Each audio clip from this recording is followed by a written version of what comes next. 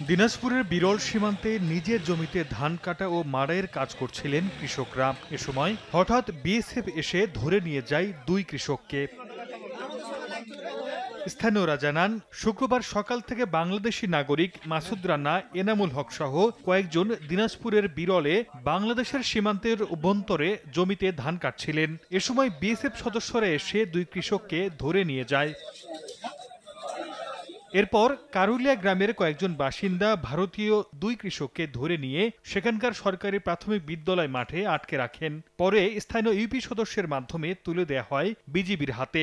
ভারতের পাশে আমাদের জমি, ধান পাচ্ছে, ধান মাড়াই করছে। আমাদের কয়েকজন শ্রমিক ওখানে ধান কাটে ধান মাড়াই করছিল।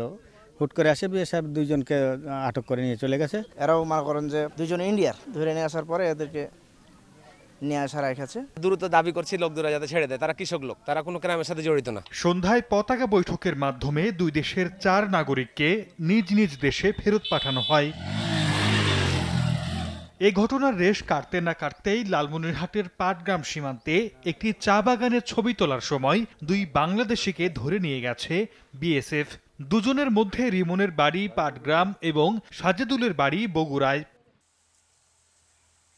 সরদার মোহাম্মদ আরিফ, সময় সংবাদ।